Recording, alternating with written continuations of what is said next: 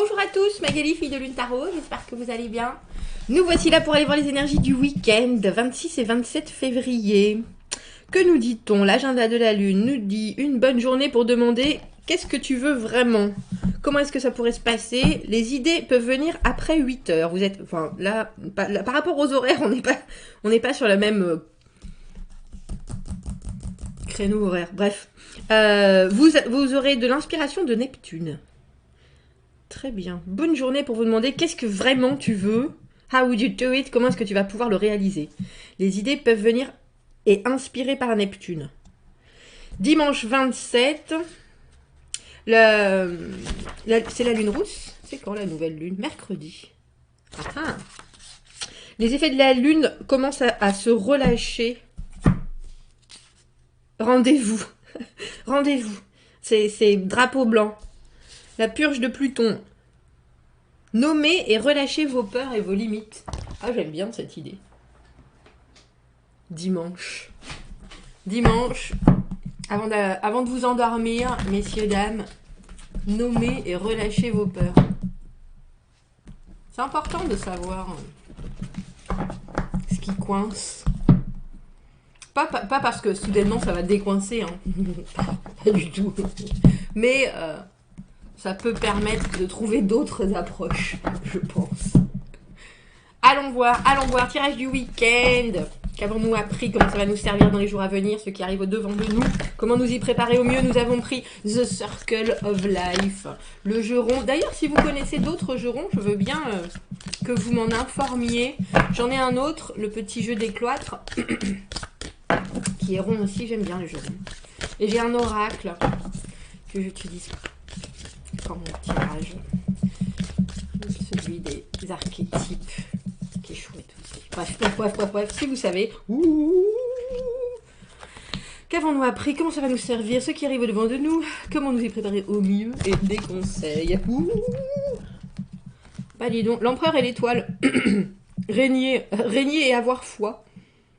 C'est drôle parce que toujours dans ce jeu, et là quand il est tombé aussi, cet empereur me fait penser au diable. Alors déjà, premièrement, parce qu'il a des petits galopins cornus et barbus, hein, avec des pieds de... Hein, on est d'accord, des satyres, quoi. Et il est quand même...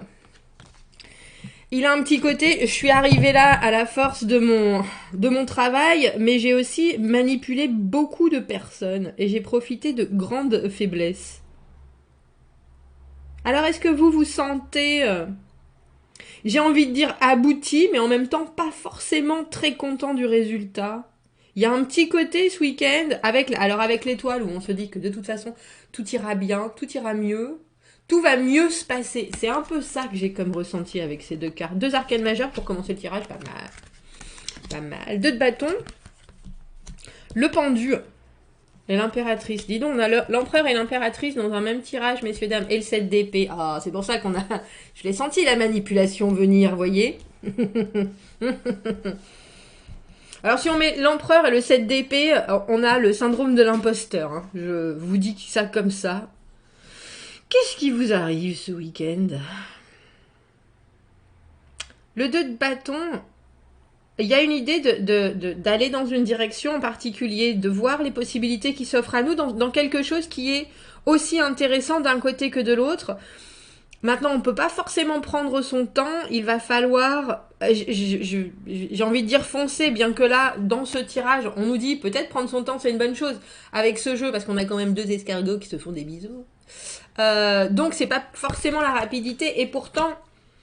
on a l'idée avec l'intensité des bâtons qu'il faut choisir dans le moment. Et c'est pas choisir forcément quelqu'un, c'est vraiment choisir une direction. J'ai presque l'impression que c'est choisir un acte de vie, choisir que faire. Que faire? Mais il y a quelque chose de très sous-marin dans ce week-end. On a le pendu, ce qui arrive au-devant de vous, de toute façon, quel que soit... Surtout avec cette nouvelle lune. Attendez peut-être la nouvelle lune de mercredi. Voyez ce qui va se passer, parce que c'est important. Le 2 de bâton, c'est une prise de risque. C'est s'engager dans quelque chose, dans une certaine direction, justement, et on va pas revenir en arrière, puisque à partir du moment où on a mis un pas en avant, on va vouloir continuer. Et il y a quelque chose avec ce pendu qui, à un moment donné ou à un autre, va vous laisser dans une position où vous ne pourrez plus choisir, où vous ne pourrez plus acter, où il va falloir rester immobile, regarder, être en retrait, regarder comment les choses se passent d'elles-mêmes.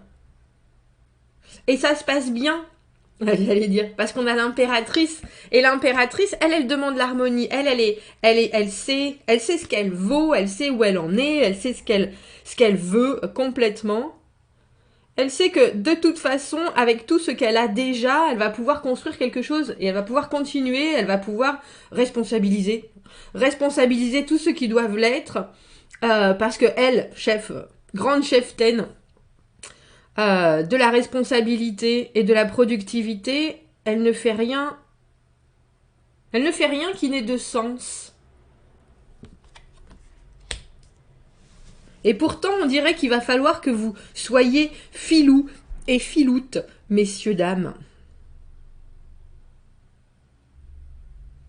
Parce que le 7 d'épée, c'est faire les choses en secret. Le 7 d'épée, c'est ne pas dire où est-ce qu'on veut aller, ne pas expliquer quel est notre objectif, vouloir garder une certaine discrétion afin que le but se réalise. Il y a quelque chose d'hyper stratégique, et je vous ai dit, de toute façon, on voit que si vous savez comment mener votre barque, et c'est étrange parce que je vais vous dire, avec l'aide de l'univers, on a l'impression que vous prenez, comment on appelle ça? Le chasseur a son propre piège.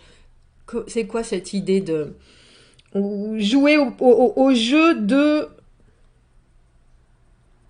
On va aller voir pourquoi on a ce 2 de bâton, mais il faut trouver le bon jeu. Oh, on va prendre le Jungen, tiens. Parce que avec le 2 de bâton, il y a quelque chose de nouveau qui est arrivé. Cette étincelle qu'elles ont toutes les deux en main, ça part d'un début d'aventure, de l'as de bâton, d'une connexion, de quelque chose, d'un nouveau départ, d'une action qui a été soudaine. Et là, c'est un peu comme s'il fallait prendre la suite. Et la suite, vous n'avez pas du tout peur de la prendre. Bien au contraire, avec cette carte qui vous représente de l'empereur et de l'étoile, vous savez que de toute façon, vous êtes protégé. Vous savez que c'est le bon choix, forcément, parce que c'est vous qui l'avez fait.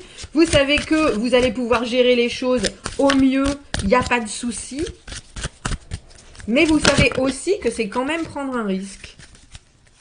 Il faut que je les compte toujours.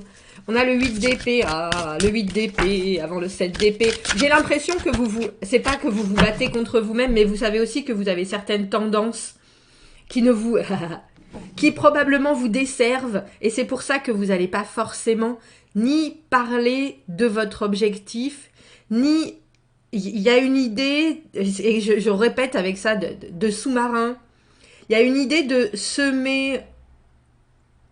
C'est même pas les cailloux du petit poussé.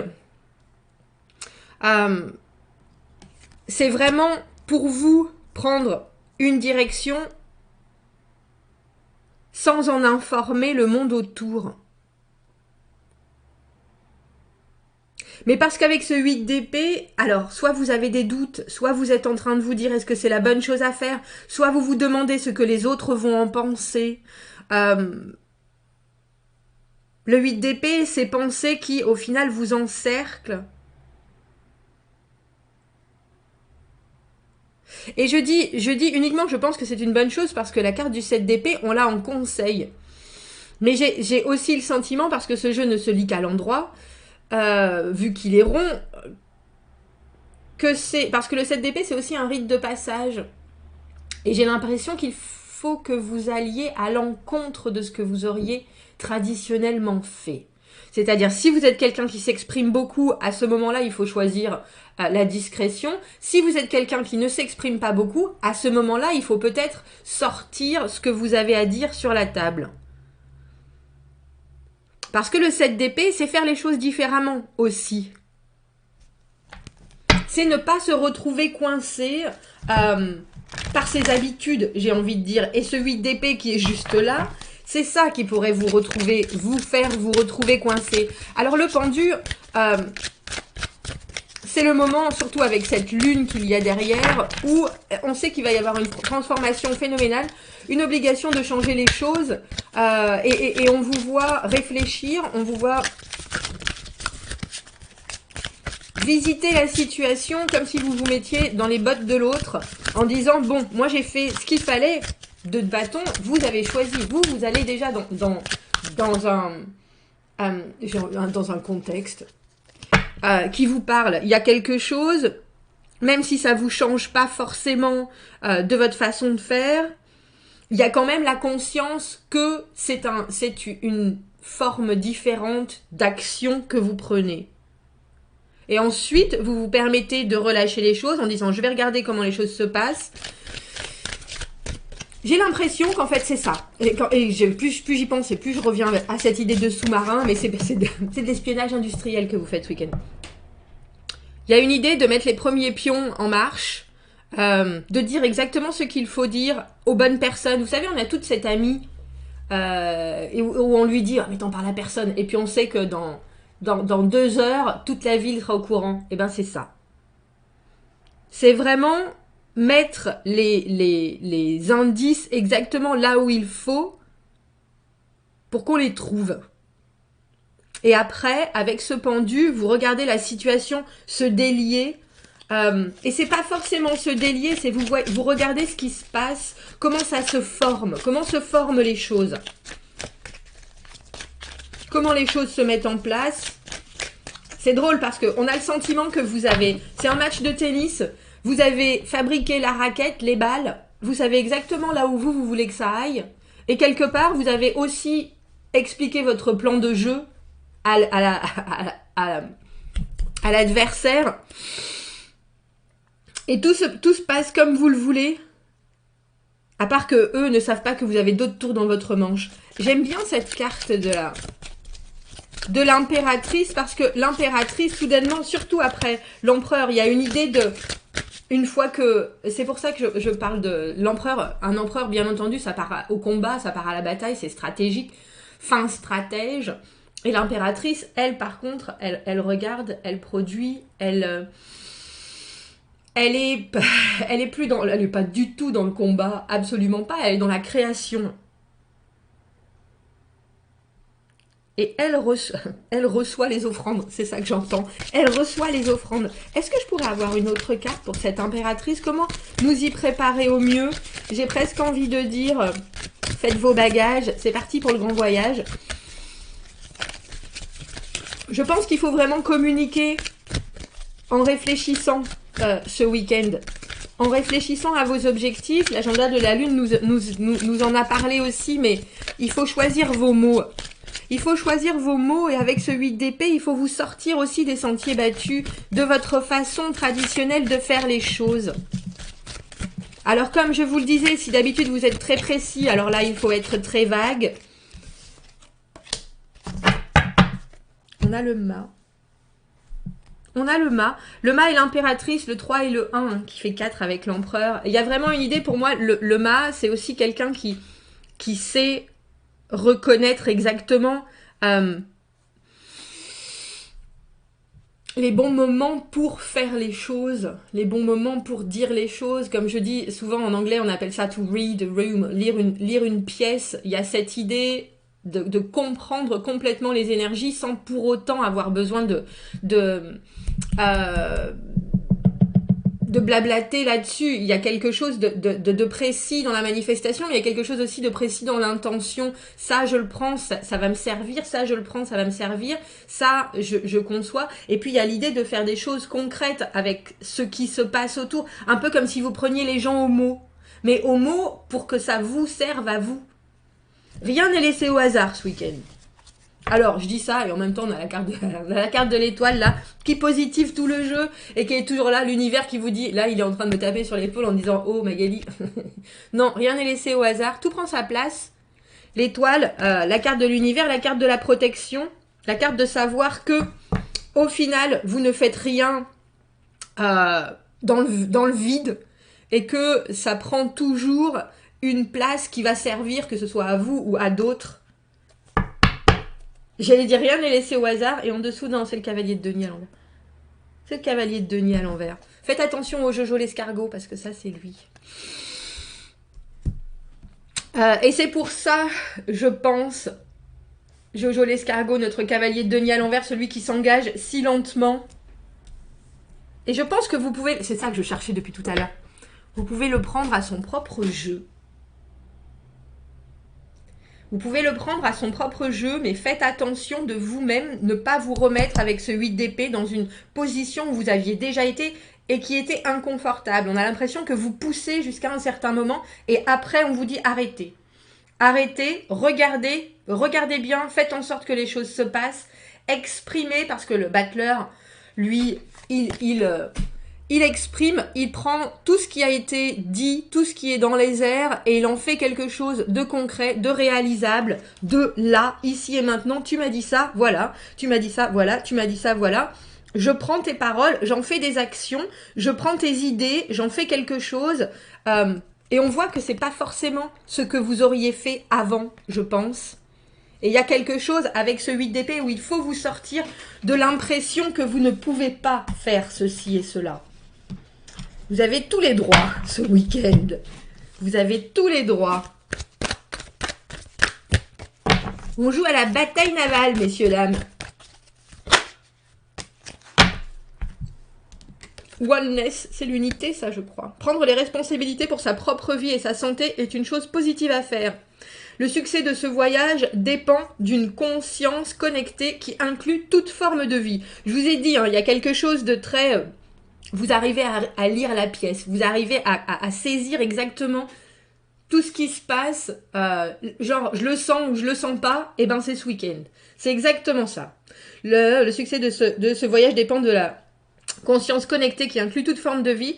Étendez une main de compassion à travers des actions perpétuelles qui respectent le nouveau cycle de votre évolution. Et je vous dis, hein, parce que le 8 d'épée, on comprend qu'on a certaines limitations, on comprend qu'on voit peut-être certaines choses. Et là, on a l'impression que vous poussez en dehors de ce qui pour vous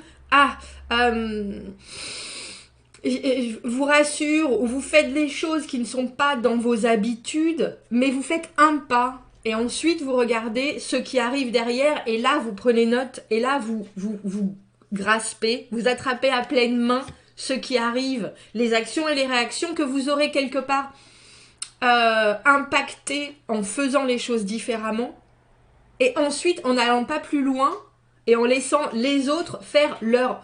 quelque part se retrouver devant vous en disant « Tiens, mais fais pas ça d'habitude. » Ah mais c'est complètement différent. Et à eux... La balle est dans leur camp, mais vous avez tout à fait vous avez déjà renvoyé la balle. Il y a quelque chose de très, je vous ai dit, il y a quelque chose de très stratégique.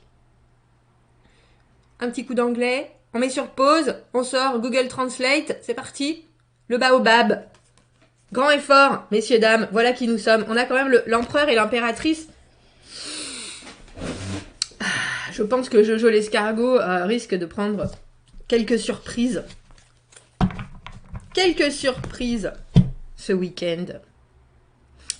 Commentez, n'hésitez pas. Abonnez-vous à la chaîne si vous le voulez. Aimez la vidéo si ça résonne. Si vous avez besoin d'un tirage privé, vous avez mon adresse email dans la petite boîte juste en dessous. Je vous souhaite un très joli week-end et je vous dis à bientôt. Au revoir.